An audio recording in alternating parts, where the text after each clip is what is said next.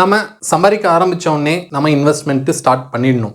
சிலர் வந்து அதில் ஃபோக்கஸ்டாக இருப்பாங்க, சிலர் இன்வெஸ்ட்மெண்ட்னாலே கண்டுக்கவே மாட்டாங்க. ஸோ இன்வெஸ்ட்மெண்ட் அப்படின்றது வந்து ரொம்ப முக்கியமான ஒரு விஷயம். ஆனால் அதை நிறைய பேர் வந்து அதை சீரியஸாகவே எடுத்துக்க மாட்டோம் நம்ம. ஸோ நான் என்ன சொல்கிறேன்னா, ஒன்ஸ் நீங்கள் ஒரு சேலரி வாங்க ஆரம்பிச்சிட்டீங்க, சம்பாதிக்க ஆரம்பிச்சிட்டிங்கன்னா ஒரு போர்ஷன் ஆஃப் தி அமௌண்ட்டை வந்து நீங்கள் கண்டிப்பாக இன்வெஸ்ட் பண்ணி ஆகணும். இன்வெஸ்ட் பண்ணால் தான் உங்களுக்கு ரிட்டையர்மெண்ட்டில் யார் மேலேயும் டிபெண்ட் ஆகாமல் இருக்க முடியும். ஸோ அந்த மாதிரி நீங்கள் இன்வெஸ்ட் பண்ணும்போது சில விஷயத்தை கன்சிடர் பண்ணணும். என்னென்ன விஷயம் அப்படின்றது தான் இந்த வீடியோவில் பார்க்க போகிறோம். ஸோ வீடியோவை ஸ்கிப் பண்ணாமல் லாஸ்ட் வரைக்கும் பாருங்கள். நீங்கள் இப்போ தான் நம்ம வீடியோ ஃபர்ஸ்ட் வாட்டி பார்க்குறீங்கன்னா மறக்காம சப்ஸ்கிரைப் பண்ணிக்கோங்க. அப்படியே நம்ம இன்ஸ்டா ஐடியும் ஃபாலோ பண்ணிக்கோங்க. ஸோ இன்வெஸ்ட் பண்ணும்போது நம்ம கன்சிடர் பண்ண வேண்டிய ஃபர்ஸ்ட் விஷயம் என்ன அப்படின்னா, நம்ம ஆல்வேஸ் இன்வெஸ்ட் பண்ணும்போது ஒரு கோல் பேஸ்டாக இன்வெஸ்ட்மெண்ட்டை ஸ்டார்ட் பண்ணணும் நம்ம. ஸோ கோல் பேஸ்ட் அப்படின்னு சொல்லும்போது என்னன்னா, எதுக்காக நம்ம இந்த இன்வெஸ்ட்மெண்ட்டை பண்ணுறோம் அப்படின்ட்டு. ஃபார் எக்ஸாம்பிள் நீங்கள் ஒரு கார் வாங்க போகிறீங்க, காருக்காக இன்வெஸ்ட் பண்ணிட்டு இருக்கீங்க. இல்லை ஒரு வீடு வாங்க போகிறீங்க, வீடுக்காக இன்வெஸ்ட் பண்ணுறீங்க. ஃபியூச்சரில் உங்கள் குழந்தைங்களோட எஜுகேஷனுக்காக இன்வெஸ்ட் பண்ண போகிறீங்க, இல்லைனா அவங்க மேரேஜ்க்காக இன்வெஸ்ட் பண்ண போகிறீங்க. இந்த மாதிரி கோல் செட் பண்ணிக்கணும். ஸோ அந்த மாதிரி கோல் செட் பண்ணிக்கும் போது தான் உங்களுக்கு எவ்வளோ டைம் ஃப்ரேம் கிடைக்குதுன்னு தெரியும். இப்போ கார்னா ஒரு 5 இயர்ஸில் வாங்க போகிறோம். ஸோ 5 இயர்ஸில் நான் ஒரு எக்ஸ் அமௌண்ட் சேர்த்தா 5 இயர்ஸில் என்னால் இவ்வளோ பர்பஸ் சேர்த்த முடியும் அப்படின்னு ஒரு அப்ராக்சிமேஷனுக்கு வர முடியும். ஸோ அதனால் எப்பயுமே இன்வெஸ்ட் பண்ணும்போது நீங்கள் கோல் ஃபிக்ஸ் பண்ணிக்கணும். இந்த கோல் இவ்வளோ வருஷத்தில். ஸோ உங்கள் குழந்தைங்க ஒரு 10 இயர்ஸில் ஒரு ஹையர் எஜுகேஷன் போகிறாங்க, ஒரு 15 இயர்ஸில் கல்யாணம் ஆக போகுது அப்படின்னா, ஸோ அந்த டைம் ஃப்ரேம் லென்த்தாக இருக்குது. ஸோ அதுக்கேற்ற மாதிரி உங்கள் இன்வெஸ்ட்மெண்ட் எவ்வளோ அமௌண்ட்டை இன்வெஸ்ட் பண்ண முடியும் அப்படின்றது உங்களால் டிசைட் பண்ணி அதுக்கேற்ற மாதிரி செட் பண்ணி உங்களால் இன்வெஸ்ட் பண்ண முடியும். ஸோ ஆல்வேஸ் நீங்கள் என்ன பண்ணணும்னா, ஒரு இன்வெஸ்ட்மெண்ட் ஸ்டார்ட் பண்ணும்போது கோல் பேஸ்டாக இன்வெஸ்ட் பண்ணுறது ஒரு பெஸ்ட் ஆப்ஷன். செகண்ட் கன்சிடரேஷன் நம்ம என்ன பண்ணணும் அப்படின்னா, நம்மளோட ரிஸ்க் ப்ரொஃபைலை அண்டர்ஸ்டாண்ட் பண்ணிக்கணும். அதுக்கேற்ற மாதிரி நம்மளோட போர்ட்ஃபோலியோவை டைவர்சிஃபை பண்ணிக்கணும். ஸோ ஒரு சேயிங் இருக்குது ஆக்சுவலாக, like don't put all eggs in a same basket அப்படின்ற மாதிரி. என்னன்னா, நம்ம கிட்ட இருக்கிற மொத்தம் லைக் இன்வெஸ்ட் பண்ண வேண்டிய அமௌண்ட்டை எடுத்துகிட்டு போய் ஒரே இடத்துல போடக்கூடாது. ஏன்னா something goes wrong, then you are going to lose the complete capital. அதனால வந்து உங்கள் போர்ட்ஃபோலியோவை வந்து டைவர்சிஃபை பண்ணணும். அந்த டைவர்சிஃபை பண்ணுறதுக்கு 2 ஃபேக்டர் கன்சிடர் பண்ணிக்கணும். உங்கள் ரிஸ்க் ப்ரொஃபைல் என்ன, எந்த அளவுக்கு உங்களால் வந்து லாஸை தாங்கிக்க முடியும், இந்த போடுற அமௌண்ட்டை லாஸ் ஆயிடுச்சுன்னா தாங்கிக்க முடியுன்ற ஒன்று. உங்களோட ஏஜ் இப்போ 20 இயர்ஸ்னா நீங்கள் போடக்கூடிய டைவர்சிஃபிகேஷன் டிஃப்ரெண்ட்டாக இருக்கும், ஈக்விட்டியில் டிஃப்ரெண்ட்டாக இருக்கும், லைக் டெப்ட்ல அந்த மாதிரி டைவர்சிஃபை பண்ணுற மாதிரி இருக்கும். ஸோ இந்த 2 ஃபேக்டரும் தான், லைக் ஒன்று ஏஜ், இன்னொன்று உங்கள் ரிஸ்க் ப்ரொஃபைல் என்ன அப்படின்றது. ஸோ எப்பயுமே வந்து உங்கள் போர்ட்ஃபோலியோ நீங்கள் பில்ட் பண்ணும்போது கண்டிப்பாக வந்து உங்கள் ரிஸ்க் ப்ரொஃபைலை அனலைஸ் பண்ணிட்டு அதுக்கப்புறம் உங்கள் போர்ட்ஃபோலியோவை கண்டிப்பாக நீங்கள் டைவர்சிஃபை பண்ணணும். உங்கள் ஏஜுக்கு ஏற்ற மாதிரி, லைக் எவ்வளோ நீங்கள் ஈக்விட்டியில் போட போகிறீங்க, எவ்வளோ டெப்ட்டில் போட போகிறீங்க, எவ்வளோ பாண்ட்ஸில் போட போகிறீங்க, கோல்டில் எவ்வளோ போட போகிறீங்க, ரியல் எஸ்டேட்டில் எப்படி போட போகிறீங்க அப்படின்றத வந்து நீங்கள் ப்ராப்பராக பர்சன்டேஜ் வைஸ் நீங்கள் ஒரு அண்டர்ஸ்டாண்டிங் வந்து அதுக்கேற்ற மாதிரி வந்து நீங்கள் உங்கள் போர்ட்ஃபோலியோவை டைவர்சிஃபை பண்ணி நீங்கள் ஆர்கனைஸ் பண்ணணும். மூணாவது விஷயம் நம்ம என்ன புரிஞ்சுக்கணும்னா, you have to understand what is the power of compounding. So எப்பயுமே பவர் ஆஃப் காம்பவுண்டிங் வந்து 8th wonder of the world அப்படின்னு சொல்லுவாங்க.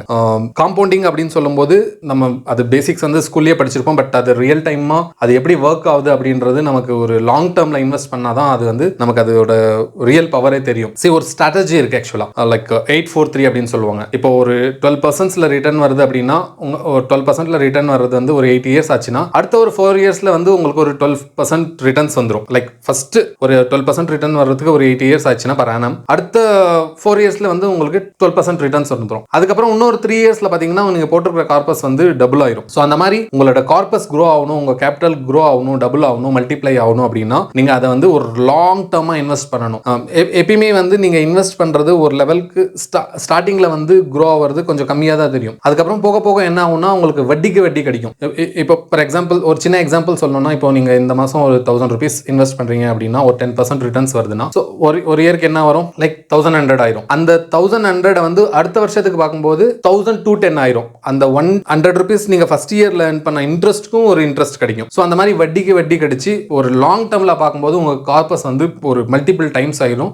அதுதான் லைக் அந்த காம்பவுண்டிங் பவர் ஒர்க் ஆகணும்னா நீங்க ஒரு லாங் டேர்ம்ல இன்வெஸ்ட் பண்றதுக்கு பிளான் பண்ணணும். ஃபோர்த்தா வந்து so increase your investment. So எப்பெல்லாம் உங்க இன்கம் இன்க்ரீஸ் ஆகுதோ, அதாவது இயர்லி உங்களுக்கு அப்ரைசல் கிடைக்கும், ஒரு இன்க்ரிமெண்ட் வரும். அந்த இன்க்ரிமெண்ட் கிடைச்ச மாதிரி உங்களோட இன்வெஸ்ட்மெண்ட்டையும் நீங்க இன்க்ரீஸ் பண்ணா அது என்ன ஆகும்னா, so that will help for your compounding. அதாவது உங்க கார்பஸ் வந்து காம்பவுண்டிங் ஆகிறதுக்கு நல்லாவே ஹெல்ப் பண்ணும். So always try to increase your investments whenever there is a rise in your income. So fifth என்னன்னா, so don't be hurry to take your profits. So நம்ம என்ன பண்ணுவோம்னா, ஒரு லெவலுக்கு ப்ராஃபிட்ஸ் பார்த்துட்டோம் அப்படின்னா அதை வந்து நிறைய மோஸ்ட்லி நம்ம பார்க்கறது என்னன்னா, வித்ட்ரா பண்ணிடலாமா, நல்ல லாபம் கிடைச்சிருக்கு அப்படின்னு நம்ம ட்ரை பண்ணக்கூடாது. அதுக்கப்புறம் அதுலேருந்து வர டிவிடெண்ட்ஸ் எடுத்து நம்ம செலவு பண்ணுறது, அந்த மாதிரி டிவிடெண்ட்ஸ் அப்படின்ற ஒரு விஷயம் இருக்கு. ஸோ கம்பெனி வந்து லைக் அவங்க நல்லா பர்ஃபார்ம் பண்ணுவாங்கன்னா டிவிடெண்ட்ஸ் கொடுப்பாங்க. அதையும் வந்து நம்ம லைக் எப்பெல்லாம் கம்பெனி கொடுக்குதோ அது வந்து நம்ம எக்ஸ்பெண்ட் பண்ணாம நம்ம என்ன பண்ணணும்னா வி ஷுட் ரீஇன்வெஸ்ட் தட். மறுபடியும் அந்த கிடைக்கிற டிவிடெண்ட் எல்லாம் ரீஇன்வெஸ்ட் பண்ணோம்னா ஸோ அதுவும் வந்து gives the chance for compounding to work. அதுதான் நீங்க போய் ப்ராஃபிட்ஸ் வந்தவொடனே எடுக்கிறது, அதுக்கப்புறம் அதுல இருந்து வர டிவிடெண்ட்ஸ் எடுத்து எக்ஸ்பென்ஸ் பண்றதை விட அதில் ரீஇன்வெஸ்ட் பண்ண ட்ரை பண்ணணுங்க. ரீஇன்வெஸ்ட்மெண்ட் ட்ரை பண்ணீங்கன்னா அந்த காம்பவுண்டிங்க்கு நல்லாவே சப்போர்ட் பண்ணுவோம். ஸோ 6th கன்சிடரேஷன் நீங்க என்ன பண்ணணும்னா கன்சிஸ்டன்சி. நம்ம என்ன பண்ணுவோம், இன்வெஸ்ட்மெண்ட்டுக்கு லைக் எஸ்ஐபி மெத்தட்ல இன்வெஸ்ட் பண்ணுவோம். லைக் மந்த்லி இவ்வளோ அமௌண்ட் அப்படின்ற இன்வெஸ்ட், அதுல ஒரு கன்சிஸ்டன்சி இருக்கும் நமக்கு. நம்ம ஃபர்ஸ்டே அதை ஃபிக்ஸ் பண்ணிடணும், இது இன்வெஸ்ட்மெண்ட்டுக்கு தான் அப்படின்ட்டு. நம்மள நிறைய பேர் நம்ம என்ன பண்ணுவோம்னா சரி ஒரு 4 மாசம் இன்வெஸ்ட் பண்ணுவோம், 5th மந்த் வேற ஏதாச்சும் எக்ஸ்பென்ஸ் வந்துருச்சு அப்படின்ட்டு அந்த இன்வெஸ்ட்மெண்ட்டை ஸ்கிப் பண்ணிட்டு அதை லைக் வேற எதுக்காச்சும் செலவு பண்றது அந்த மாதிரி ஸ்கிப் பண்ணுவோம். அந்த மாதிரி ஸ்கிப் பண்ணாலும் அது நமக்கு ஒர்க் அவுட்டே ஆகாது. நம்ம என்ன பண்ணணும்னா அந்த கன்சிஸ்டன்சி மெயின்டைன் பண்ணாதான் that will again like help to build your wealth. அந்த காம்பவுண்டிங் பவர் ஒர்க் ஆகிறதுக்கு இந்த கன்சிஸ்டன்சியும் ஒரு முக்கியமான ஃபேக்டர். ஸோ எப்பயுமே வந்து ஒரு கன்சிஸ்டன்ட்டா உங்களோட இன்வெஸ்ட்மெண்ட்டை நீங்க மெயின்டைன் பண்ணணும். இதை தவிர வேற ஏதாச்சும் லைக் நம்ம இன்வெஸ்ட் பண்ணும்போது கன்சிடர் பண்ணணும் அப்படின்னா கீழே கமெண்ட் செக்ஷன்ல சொல்லுங்க. இந்த வீடியோ யாருக்காச்சும் யூஸ்ஃபுல்லா இருக்கும் அப்படின்னு நினைச்சீங்கன்னா மறக்காம ஷேர் பண்ணி விடுங்க. இந்த வீடியோ பிடிச்சிருந்துச்சுன்னா லைக் பண்ணுங்க, சப்ஸ்கிரைப் பண்ணுங்க, பக்கத்தில் இருக்க பெல் ஐக்கான் கிளிக் பண்ணுங்க. Let's connect in other video. Bye from நாடோடிஸ்.